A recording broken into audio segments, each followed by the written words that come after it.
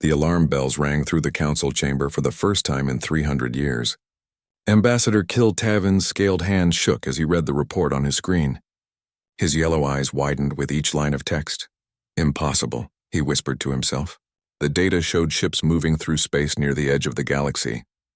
Ships that did not belong to any of the 12 council races. Kiltavin had served the Galactic Council for over 2 centuries. In all that time, no new species had been discovered with space travel technology. The galaxy belonged to the Council. It had always been that way. He pressed the emergency button on his desk. Within minutes, the other 11 Council representatives appeared on holographic screens around his office. Each face showed the same shock and confusion that Kil felt. Fellow Council members, Kil began, his voice steady despite his racing heart.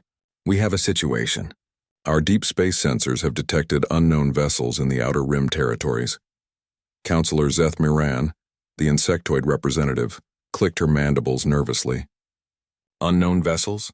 That cannot be correct. We have mapped every species in this galaxy. The data is clear, Kil replied. He shared his screen with the others. These ships are crude but functional. They appear to be from a species that calls itself human. The word felt strange on his tongue. Human. What kind of name was that for a spacefaring race? Councillor Prime Velkathron, the eldest member of the council, leaned forward in his chair. His ancient eyes studied the data carefully. Where did they come from? Our records show they originated from a small star system in the outer spiral arm. We dismissed that system long ago. The third planet showed signs of primitive life, but nothing that could develop space travel for millions of years.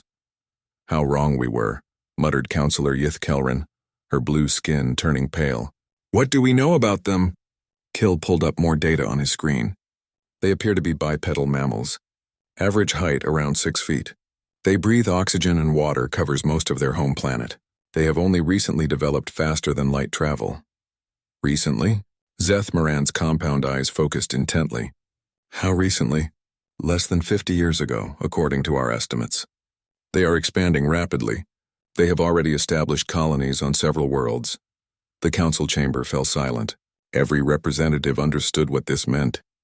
In the history of the galaxy, no species had ever been allowed to expand without council permission. The rules were simple and had never been broken.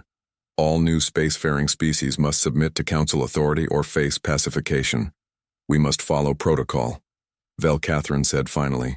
His voice carried the weight of millennia. Send them the standard ultimatum, Kiltaven nodded. He had sent many such messages over the centuries. The process was always the same. A new species would receive the ultimatum, panic for a few days, then surrender completely. It was the natural order of things. I will prepare the message immediately, Kil said. Shall I ready a pacification fleet as well? A small one, Velkathron replied. These humans appear primitive. A show of force should be sufficient. As the holograms faded and the other council members returned to their duties, Kiltaven began composing the ultimatum.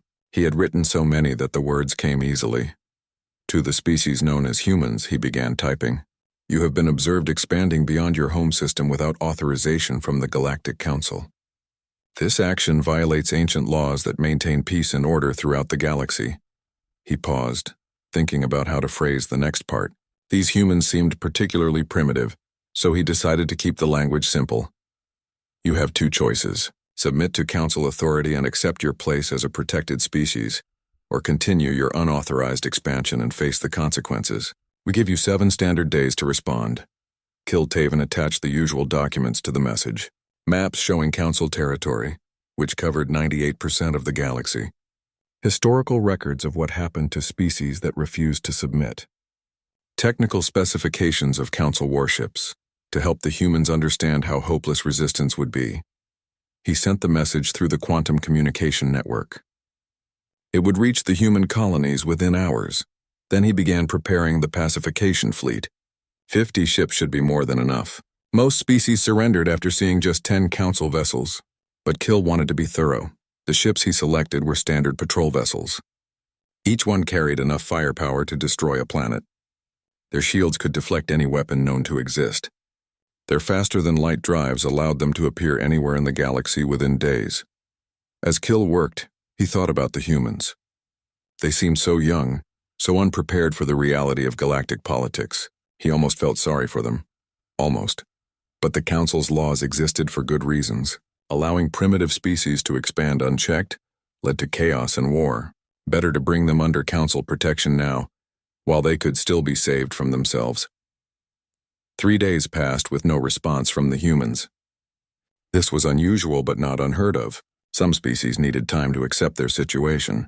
Some had to argue among themselves before deciding to surrender. On the 4th day, a message arrived. Kiltaven opened it eagerly, expecting the standard surrender document. Instead, he found something that made his blood run cold. To Ambassador Kiltaven and the Galactic Council, the message began.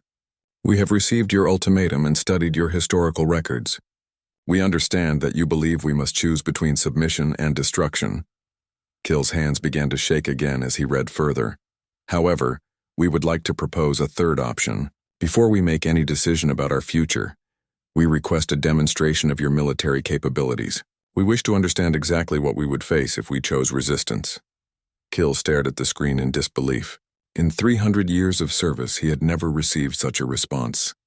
No species had ever asked to see Council military power. They usually surrendered the moment they learned it existed. The message continued. We suggest a meeting at the edge of our territory, near our colony world of New Sol. We will bring a small fleet to observe your demonstration. This will help us make an informed decision about our future. It was signed by someone called Captain Lee Dongwu, apparently the commander of something called the Human Colonial Defense Force. Kiltaven read the message 3 more times, but the words did not change. These humans were not only refusing to surrender immediately, they were asking for a demonstration of the very force that would destroy them. He called an emergency council session. Within an hour, all 11 other representatives were gathered in the chamber, their faces showing the same confusion that Kill felt. They want us to show them our military power? Zeth Moran's mandibles clicked rapidly. Why would they ask for such a thing? Perhaps they do not believe our claims, suggested Counselor Yith Kelrin. Many primitive species think their enemies are bluffing. Vel Cathran stroked his chin thoughtfully.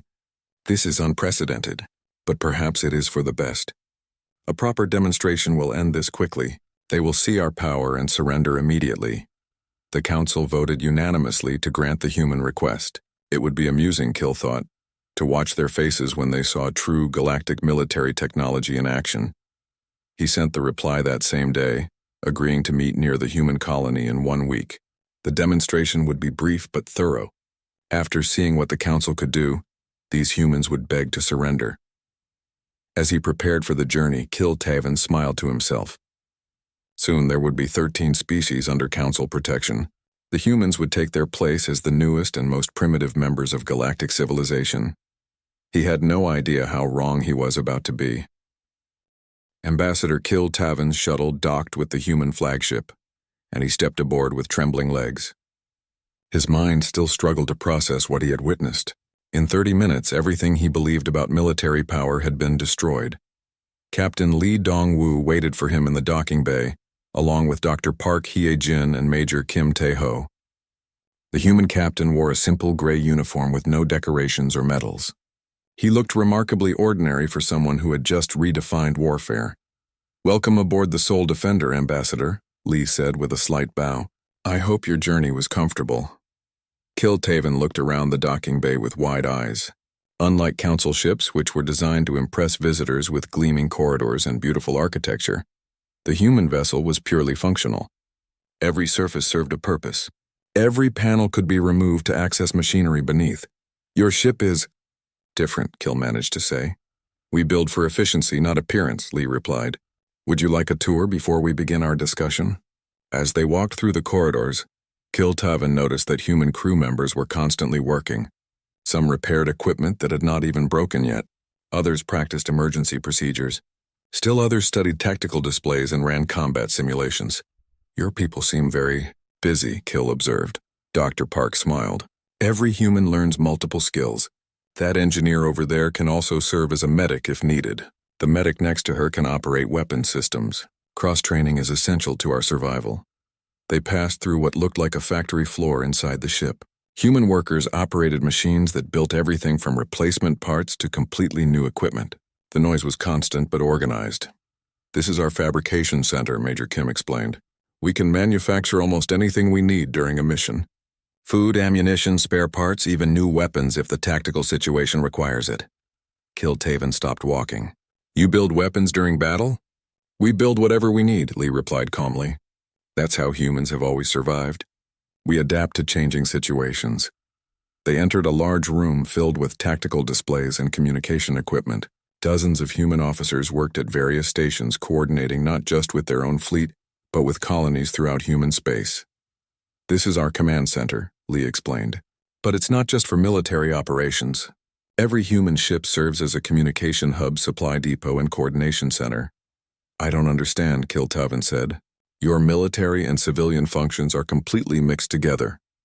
That's correct, Dr. Park replied. We don't separate our military from our civilian population the way council species do. Every human colony can become a fortress. Every civilian can become a soldier. Every ship can become a warship. Kiltaven felt a chill run down his spine. Your entire civilization is organized for war. Our entire civilization is organized for survival, Lee corrected. We learned long ago that the universe is a dangerous place. We prepare for threats that may never come, but we're ready if they do. They sat down at a conference table and Lee activated a holographic display showing the recent battle. Kiltaven watched the replay with growing understanding and horror. You planned every move in advance, he realized. We planned thousands of possible moves, Major Kim replied.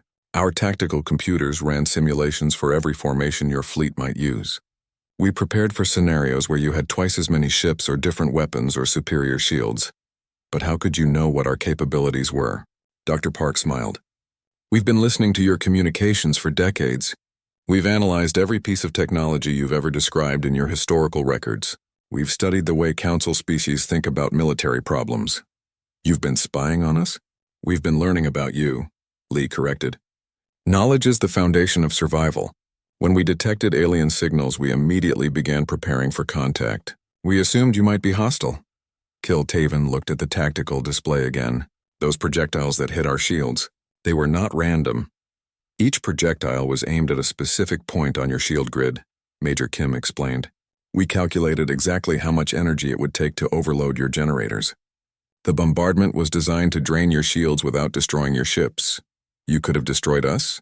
Easily, Lee replied without emotion. But destruction was not our goal. We wanted to demonstrate our capabilities, not start a war. And the boarding parties? Sergeant Nam Min Ho led those operations, Major Kim said, gesturing to a soldier standing nearby. His teams infiltrated your ships through waste disposal systems, planted signal jammers, and withdrew without being detected. Sergeant Nam stepped forward and bowed slightly. We could have taken control of your ships permanently, Ambassador, but our orders were to demonstrate and withdraw. Kiltaven stared at the young soldier. You and how many others? 12 soldiers total, sir. 4 per ship. 12 soldiers disabled 3 council warships? We didn't disable them, Nam replied. We temporarily disrupted their systems. Your ships are completely functional now. The ambassador looked at his communicator and realized the soldier was correct. His fleet was reporting normal operations. The humans had somehow undone their sabotage as easily as they had implemented it. I don't understand your technology, Kiltaven admitted. Our technology isn't more advanced than yours, Dr. Park explained. It's just designed differently. Council technology focuses on perfection. Each system does one thing extremely well. Human technology focuses on adaptability. Each system can do many things adequately.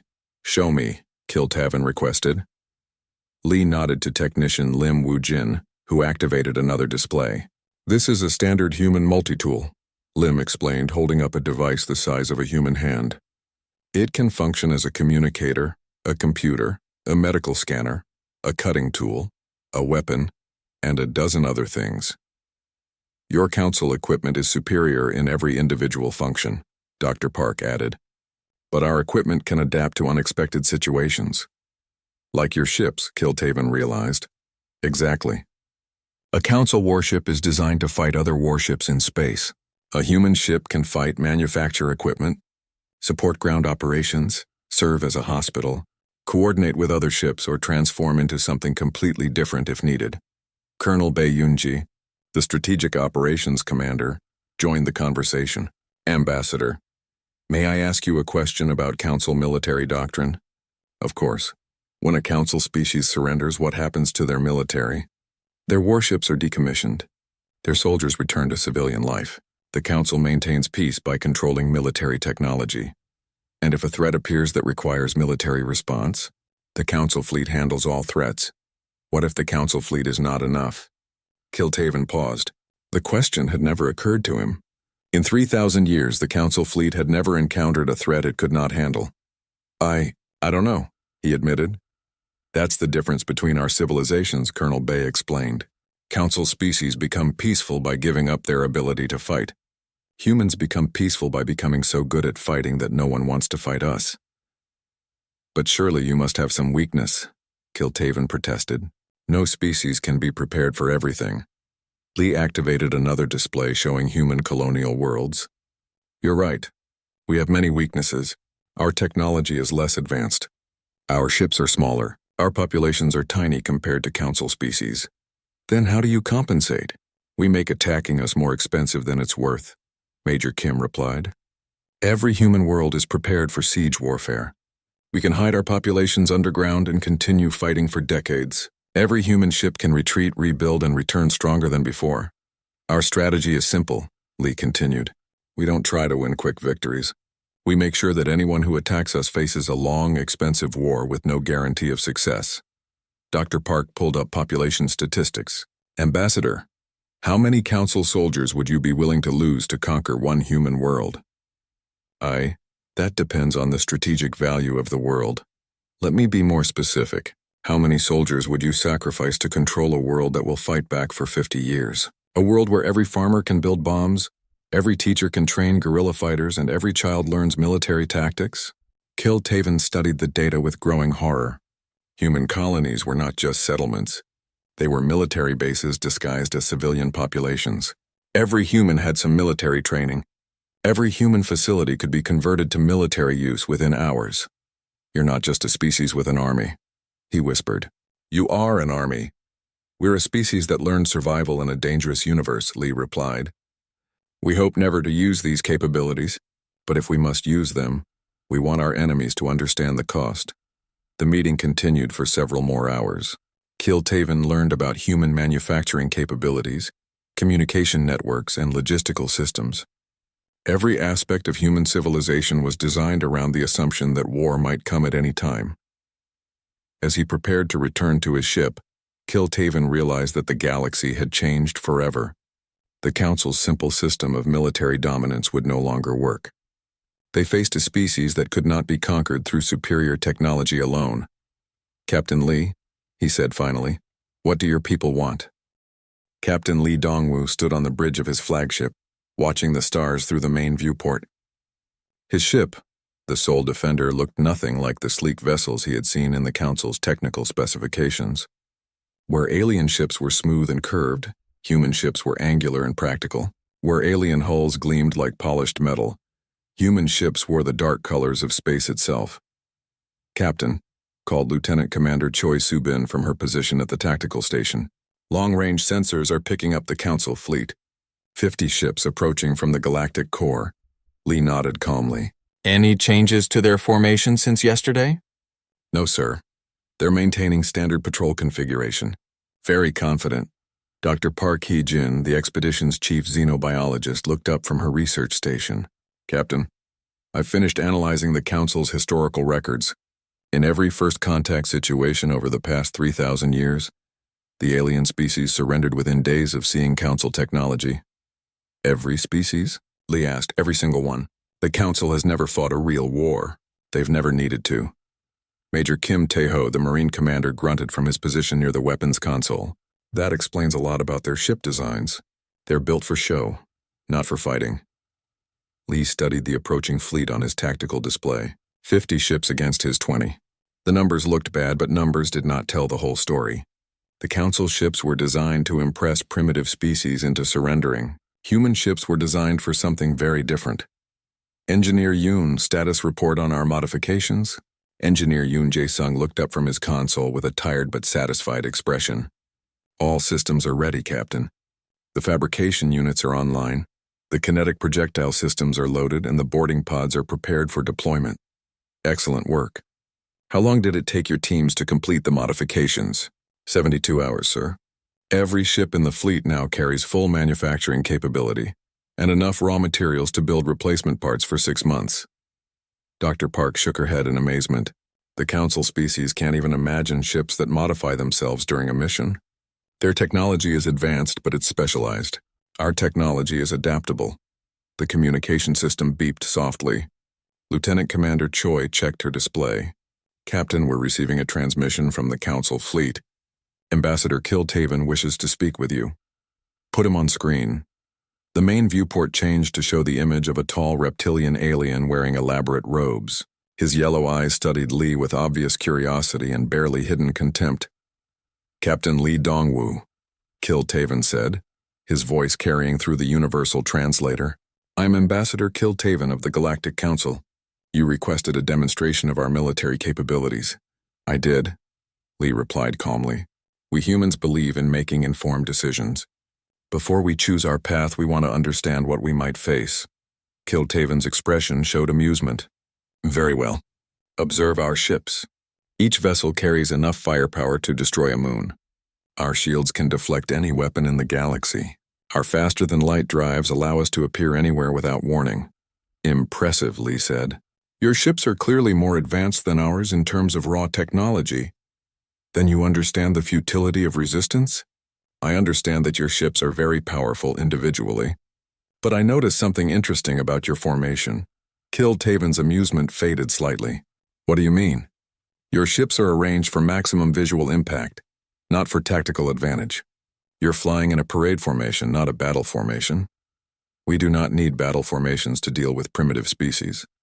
Lee smiled. I suppose that's true. Your historical record shows that no species has ever forced you to fight a real battle. Correct. No species has been foolish enough to resist our power. Then perhaps you would like to see what human military doctrine looks like. Kiltaven's eyes narrowed. You wish to demonstrate your primitive weapons against our shields? I wish to show you how humans think about warfare. With your permission, of course. The alien ambassador laughed, a sound like grinding metal. Very well. Show us your primitive projectile weapons. It will make your surrender more complete when you see how useless they are. Lee nodded to his crew. Beginning demonstration now. What happened next would change the galaxy forever. The human ships did not attack the Council fleet directly. Instead, they began to move in what looked like random directions. Some ships accelerated toward the enemy, others turned away. A few seemed to be moving in circles. Kiltaven watched the display with growing confusion. What are they doing? On the Council ships, tactical officers struggled to understand human movements. The ships seemed to be following no pattern at all. Some accelerated to dangerous speeds, others moved so slowly they seemed almost stationary. Sir, one of Kiltaven's officers reported, the human ships are launching projectiles, very small ones. They don't appear to be aimed at us. Projectiles? Kiltaven peered at his tactical display. What kind of projectiles? Simple metal slugs, sir. Primitive kinetic weapons. They're too small to damage our shields. As the Council officers watched, human ships began deploying small pods into space. The pods drifted away from their mother ships, seemingly harmless. Are those escape pods? Kiltaven asked. Are they abandoning their ships already? But the human ships continued their strange dance through space. Some moved closer to the Council fleet. Others spread out to cover vast distances. The pattern still made no sense to alien observers. Then the kinetic projectiles began to hit. The first impact came against the Council flagship. A metal slug no larger than a human fist struck the ship's shield at nearly the speed of light. The shield absorbed the impact easily, just as it was designed to do. But then more projectiles arrived. And more. And more. The human ships had not fired random shots. They had calculated precise trajectories, using gravity wells and magnetic fields to accelerate their projectiles to incredible speeds. What looked like chaos was actually a carefully planned bombardment. Sir, the tactical officer called out in panic. The projectiles are not stopping. There are thousands of them. Kiltaven watched his display in growing alarm. The small metal slugs were hitting his shields faster than the shield generators could recharge. Each impact was minor, but there were so many of them. How are they maintaining such accuracy? he demanded. Unknown, sir. The projectiles seemed to be adjusting their course in flight. What the council did not understand was that each projectile contained a tiny computer and guidance system. The humans had not fired bullets. They had fired smart missiles that looked like bullets, but the real surprise was still coming. 3 council ships suddenly reported intruders aboard. Somehow alien soldiers had appeared inside their vessels. The bridge crews searched their sensor logs frantically, trying to understand how enemies had penetrated their shields. The pods, Kiltaven realized with growing horror. Those weren't escape pods. Major Kim Taeho and his Marines had used the Council's own waste disposal systems to board their ships. While the aliens focused on the impressive kinetic bombardment, human soldiers had quietly infiltrated their vessels through the one area no one thought to guard heavily. The boarding parties did not try to capture the Council ships. Instead, they installed small devices throughout each vessel. Within minutes, they had withdrawn as quietly as they had arrived. Sir? The tactical officer's voice was now high with panic. We're losing control of our navigation systems. Something is interfering with our computers. The devices the Marines had planted were not weapons. They were signal jammers and computer viruses designed to disrupt alien technology without causing permanent damage. The Council ships found themselves unable to coordinate their movements or maintain formation. As the demonstration continued, more human capabilities became apparent. The ships that had seemed to move randomly were actually building a 3-dimensional formation that surrounded the Council fleet. The humans had created overlapping fields of fire while denying their enemies clear targeting solutions. But perhaps most disturbing of all was what happened next. As the Council officers watched in amazement, the human ships began to change. Hull plates shifted, new weapons emerged from hidden compartments, and communication arrays reconfigured themselves. Sir, the tactical officer whispered, their ships are rebuilding themselves. Kiltaven stared at the display in shock. The crude human vessels were transforming before his eyes.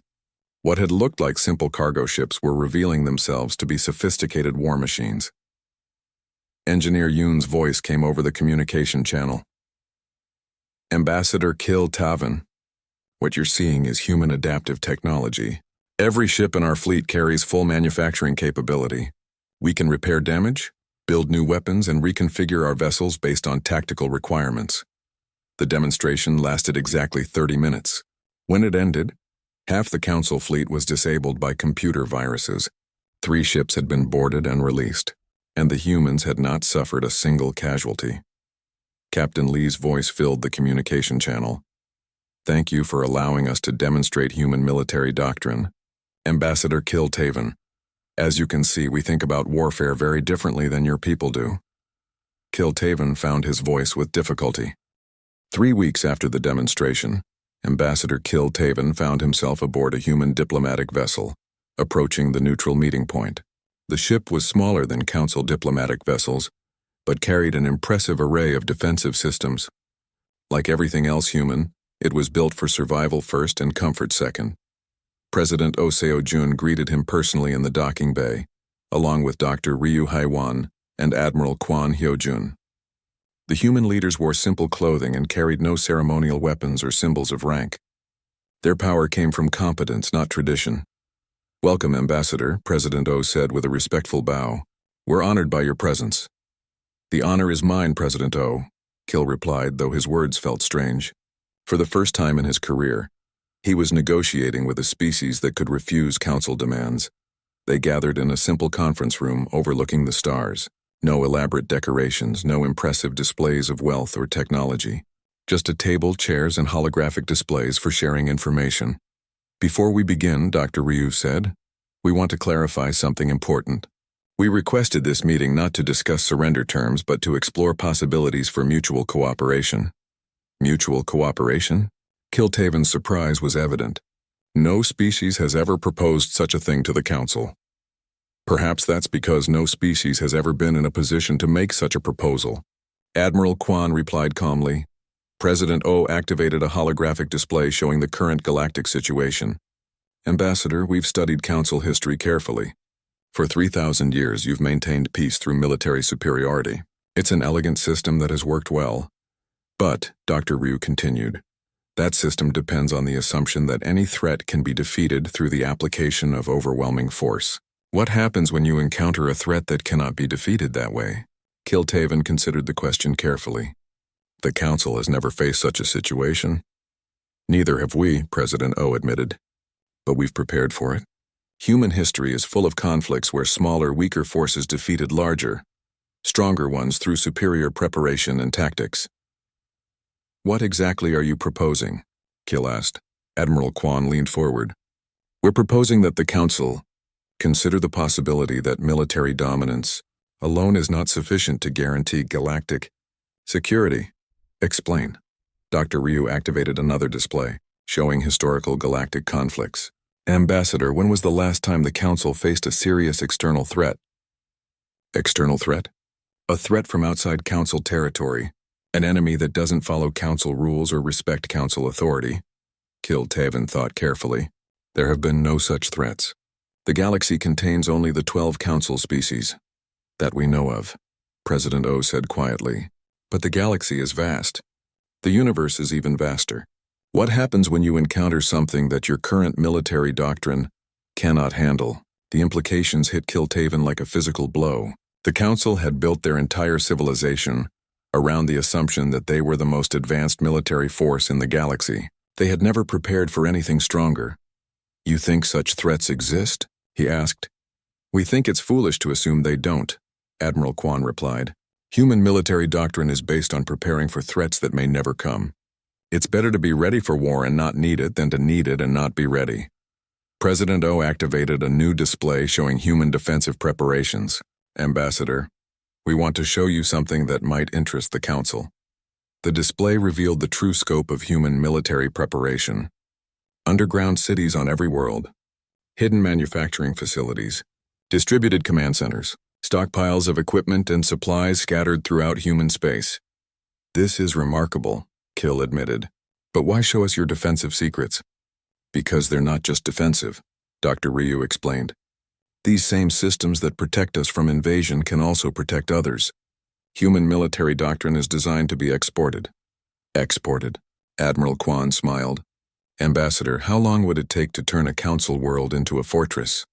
Our worlds are not designed for military defense. They rely on Council fleet protection. That's our point. Your current system creates a single point of failure. If someone defeats your fleet, your worlds are defenseless. But if every world could defend itself, Kiltaven began to understand. You're proposing to share your military technology with Council species? We're proposing to share our military philosophy, President O corrected. The technology is less important than the way of thinking that created it. Dr. Ryu activated another display showing training scenarios.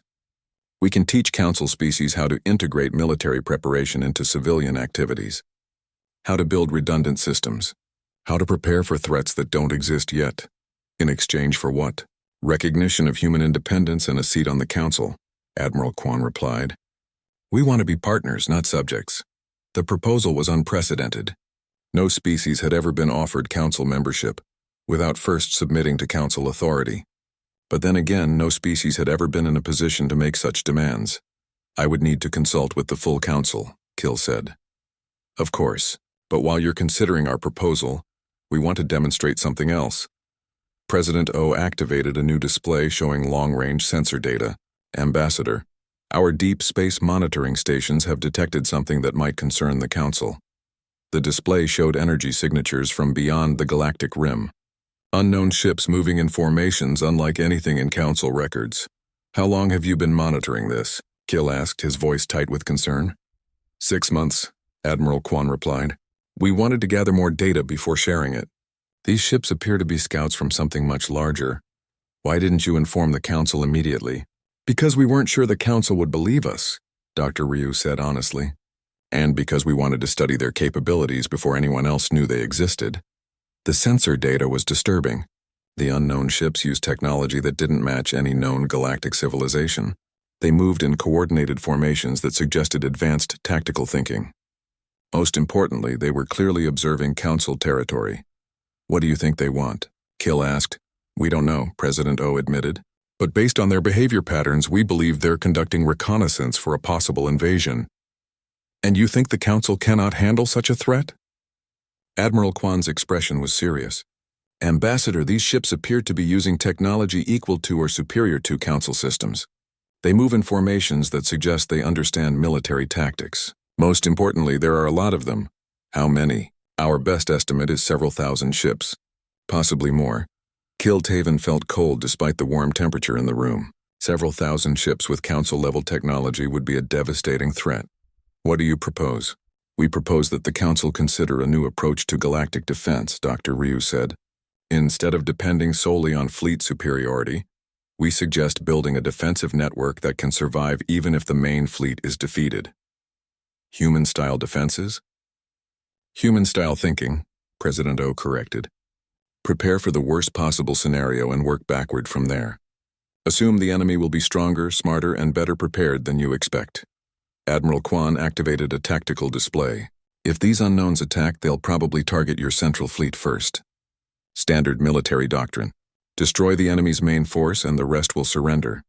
But if every Council world could defend itself independently, if every species had distributed manufacturing and command capabilities, if the entire galaxy could fight as one coordinated unit, the invaders would face not 12 separate species, but one unified defensive network, Kiltaven realized. Exactly. And at the center of that network would be the one species that has spent its entire existence preparing for exactly this kind of threat. The meeting continued for several more hours. The humans shared detailed information about the unknown ships and proposed specific defensive measures for Council worlds. Their plans were comprehensive and clearly well thought out. As the meeting concluded, President O made one final point. Ambassador, we're not asking the Council to abandon its current system. We're asking you to expand it. Add human military doctrine to Council political wisdom. Combine your diplomatic experience with our defensive preparation. The result would be a galactic civilization that could survive any threat, from within or without. When Kiltaven returned to the Council chamber, he carried with him the most important decision in galactic history, the choice between maintaining traditional Council authority and adapting to a changing galaxy. The debate lasted for days. Some Council members wanted to maintain the old ways, believing that Council superiority could overcome any threat. Others argued that the unknown ships proved the need for new approaches. In the end, wisdom prevailed. The Council voted to offer humanity a unique position, independent membership with responsibility for galactic defense planning. The agreement changed everything. Human advisors began training Council species in defensive tactics. Human engineers helped build distributed manufacturing systems.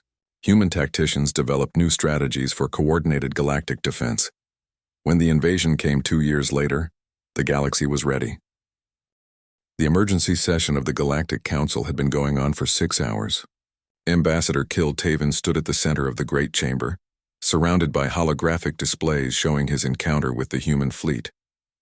The 11 other Council representatives sat in stunned silence as they watched the demonstration replay for the 5th time. Councillor Zeth Miran's compound eyes focused intently on the tactical display. "Show me the boarding sequence again," she requested. Kiltaven activated the recording. The Council members watched as human soldiers appeared inside their own ships as if by magic. No alarms had sounded. No security systems had detected the intrusion. 12 humans had infiltrated and disabled 3 of the galaxy's most advanced warships. They came through the waste disposal systems, Kil explained. Our security protocols never considered that someone might enter through garbage chutes. Because no civilized species would attempt such a thing, Councillor Yeath Kelran replied, her blue skin pale with shock. It's barbaric. It's effective, Councillor Prime Velcathrin corrected. His ancient voice carried centuries of wisdom, but even he seemed shaken by what he had witnessed. These humans think about warfare in ways we cannot comprehend. Councillor Dreven Kor, the crystalline representative, chimed like broken glass. The real question is whether they can be defeated. Military analysis suggests they cannot be conquered through conventional means. The chamber fell silent again. For 3,000 years, the Council had maintained peace through superior firepower. When a species refused to surrender, the Council would destroy their military and occupy their worlds. The process was simple and had never failed, but humans had changed everything. Explain their manufacturing capabilities again. Velcathron requested. Kiltaven activated another display. Every human ship carries full production facilities. They can build weapons, ammunition, spare parts, and even new ships during battle. When I asked how long it took them to modify their fleet, they said 72 hours. 72 hours? Zethmiran's mandibles clicked rapidly. It takes our shipyards months to implement major modifications.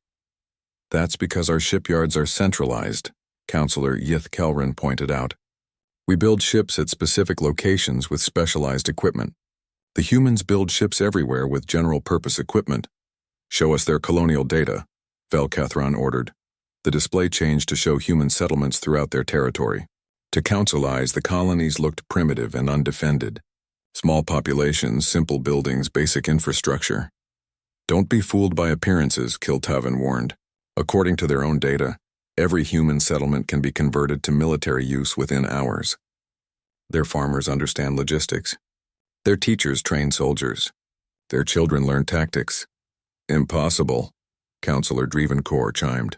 No species can maintain such readiness without destroying their own economy. The humans don't maintain readiness, Kill replied. They integrate military preparation into everything they do. Their economic system assumes that war might interrupt production at any time. Admiral Kwan Hyojun's face appeared on the main display as Kill activated a recorded message from the human military commander. The human looked tired but confident as he addressed the camera. Council representatives, Kwan began. I understand you're trying to evaluate our capabilities. Let me save you some time with facts about human military doctrine. The Admiral gestured to a display behind him showing human ship production. We currently operate 400 warships, but every civilian vessel in our fleet can be converted to military use within days. That gives us over 2,000 potential warships. The council members exchanged horrified glances. Their intelligence had vastly underestimated human capabilities. Our ground forces consist of 12 million active soldiers, Kwan continued, but every human receives basic military training. In a crisis, we can field over 100 million fighters within weeks. 100 million, Zethmiran whispered. The entire council military has only 20 million soldiers. The recorded message continued. Our industrial capacity is distributed across 800 worlds. We deliberately avoid centralized production to ensure that losing any single world will not cripple our war effort. Counselor Yith Kelrin leaned forward. 800 worlds? Our intelligence said they had fewer than 100 colonies. Their smaller settlements don't show up on long-range sensors, Kill explained. They hide their colonies specifically to prevent enemies from targeting them all at once. Admiral Kwan's image smiled grimly. We've been preparing for galactic contact for 50 years. We assumed that any alien civilization capable of faster-than-light travel would be potentially hostile. Every aspect of our expansion has been designed around that assumption. The message ended, and the council chamber fell silent. The implications were staggering. Humans had not simply developed space travel. They had developed a civilization specifically designed to survive contact with hostile aliens. We need General Song Yuri's assessment, Velcathron decided. The council's chief military strategist appeared on the main display. General Song Yuri had commanded council forces for over a century and had never lost a battle. Her expression was grim as she began her report. Council members, I have completed my analysis of human military capabilities. My conclusions are disturbing. Song activated a tactical display showing council territory. Our current strategy assumes that defeating an enemy's main fleet will end their resistance. Humans do not have a main fleet. They have hundreds of smaller fleets spread throughout their territory. What about their shipyards? Counselor Drevencore asked. Destroy their production centers and they cannot replace their losses. They don't have centralized shipyards, Song replied. Every human ship can build other ships. Every human world can serve as a production center. We would have to occupy their entire territory to stop their military production. Then we occupy their territory, Zethmiran declared. We've done it before. Not like this, Song warned. Previous conquests involved occupying a few major worlds and accepting the surrender of the rest. Human worlds are prepared for occupation. They can hide their populations underground and continue fighting for decades. The display changed to show population estimates. According to my calculations, occupying human space would require 10 million council soldiers and would take approximately 50 years to complete. Even then, success is not guaranteed. The silence that followed was profound. The Council had never faced a military challenge that could not be solved with overwhelming force applied quickly. What about their weaknesses? Velcathron asked. Every species has vulnerabilities. They have several, Song admitted. Their technology is less advanced than ours. Their individual ships are smaller and less powerful. Their total population is tiny compared to Council species. Then how do they compensate? Through preparation and integration. Where we have advanced systems that do one thing perfectly, they have simple systems that do many things adequately. Where we have specialized units for different tasks, they have generalists who can handle multiple roles. Song highlighted specific examples. A Council warship is superior to a human warship in direct combat, but the human ship can repair itself, manufacture ammunition, coordinate with ground forces, and adapt to unexpected situations. In a long campaign, these advantages become decisive. You're saying we cannot defeat them? Councillor Yith Kelran asked. I'm saying we cannot defeat them using conventional Council military doctrine. Our forces are designed for quick, decisive victories against enemies who fight the way we expect them to fight. Humans don't fight the way we expect.